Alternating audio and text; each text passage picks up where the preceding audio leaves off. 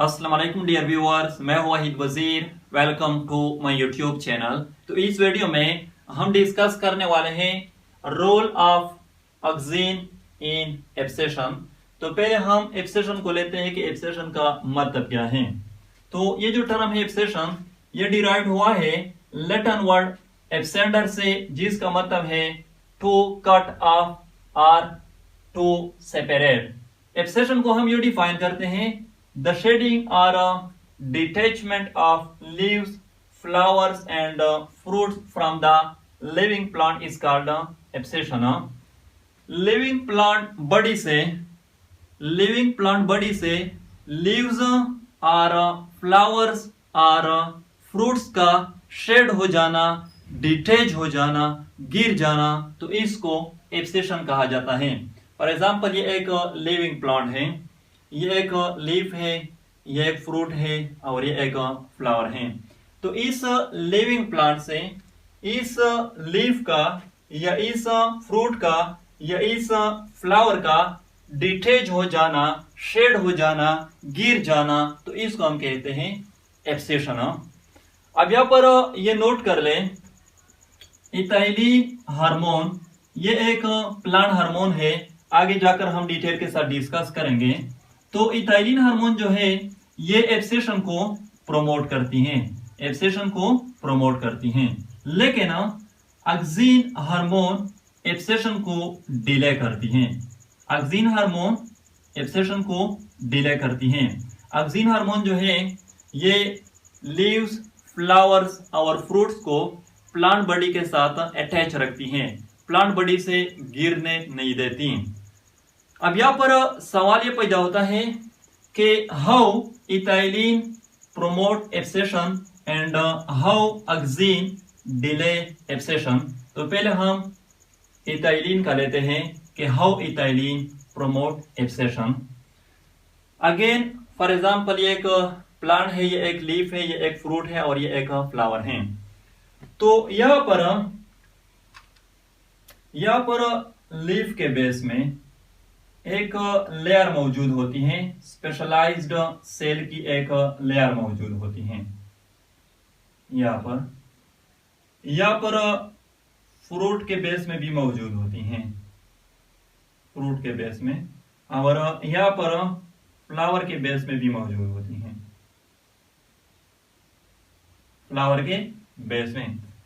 अब ये जो लेयर है इसको एब्सेशन लेयर और एब्सेशन जोन कहा जाता है।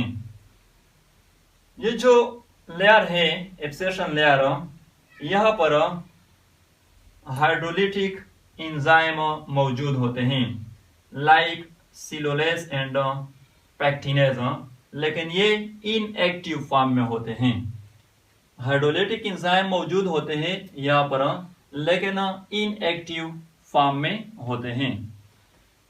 तो इथाइलिन किस तरह एब्सेशन को प्रमोट करती हैं? यहां पर एब्सेशन लेयर में या एब्सेशन जोन में इथाइलिन हार्मोन की बायोसिंथेसिस हो जाती हैं। एब्सेशन लेयर में इथाइलिन हार्मोन की बायोसिंथेसिस हो जाती है, प्रोडक्शन हो जाती हैं, और ये इथाइलिन हार्मोन इस हाइड्रोलिटिक एंजाइम को एक्टिवेट कर देती हैं।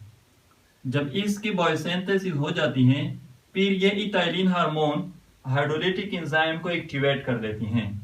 जब ये हाइड्रोलिटिक एंजाइम एक्टिवेट हो जाते हैं, तो ये एंजाइम एब्सेशन लेयर और एब्सेशन जोन में यहाँ पर जो सेल होते हैं उसकी सेल वॉल और मिडल लेमेला की ब्रेकडाउन को काज कर लेती हैं। एक बार फिर से सुन लें, जब यहाँ पर एब्सेशन लेयर में इथाइलिन हार्मोन की बायोसिंथेसिस हो जाती है, तो ये इथाइलिन हार्मोन हाइड्रोलिटिक एंजाइम जो ऑलरेडी मौजूद होते हैं उसको एक्टिवेट कर लेती हैं, और ये हाइड्रोलिटिक एंजाइम एब्सेशन लेयर में जो सेल्स होते हैं उसका सेल वॉल्स और मिडल लेमेला की ब्रेकडाउन को काज कर लेती हैं, जिसके नतीजे में ये लीफ या फ्रूट या फ्लावर जो है ये प्लांट बॉडी से डिटैच हो जाते हैं, सेपरेट हो जाते हैं, गिर जाते हैं। तो इस तरह इथाइलिन हार्मोन जो है ये एब्सेशन को प्रमोट करती हैं। ऑक्सिन किस तरह एब्सेशन को डिले करती हैं? ऑक्सिन हार्मोन जो है ये इथाइलिन हार्मोन की बायोसिंथेसिस को इनहिबिट करती हैं। ऑक्सिन हार्मोन इथाइलिन हार्मोन की बायोसिंथेसिस को इनहिबिट करती हैं। तो जाहिर सी बात है जब इथाइलिन हार्मोन की बायोसिंथेसिस इनहिबिट हो जाती है फिर हाइड्रोलाइटिक एंजाइम जो है ये इनएक्टिव फॉर्म में रहेंगे, इसकी एक्टिवेशन नहीं होगी। जब ये इनएक्टिव होंगे फिर एब्सेशन लेयर के जो सेल्स होते हैं उसकी सेल वॉल्स और मिडल लेमेला की ब्रेकडाउन नहीं होगी, जिसके नतीजे में ये लीफ, फ्रूट और फ्लावर जो है ये प्लांट बॉडी के साथ अटैच रहेंगे। तो इस तरह ऑक्सिन हार्मोन जो है वो एब्सेशन को डिले करती हैं, यानी ऑक्सिन हार्मोन इथाइलिन हार्मोन की बायोसिंथेसिस को इनहिबिट करती हैं। लास्ट में ये भी नोट कर लें, जब प्लांट बॉडी में ऑक्सिन हार्मोन की कंसंट्रेशन ज्यादा होती है इथाइलिन हार्मोन से, फिर एब्सेशन जो है ये डिले हो जाती है। और जब प्लांट बॉडी में इथाइलिन हार्मोन की कंसंट्रेशन ज्यादा होती है देन ऑक्सिन हार्मोन, फिर एब्सेशन जो है ये प्रमोट हो जाती है।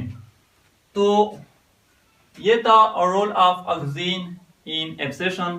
आई होप आप लोगों को वीडियो अच्छी लगी होगी। Thank you.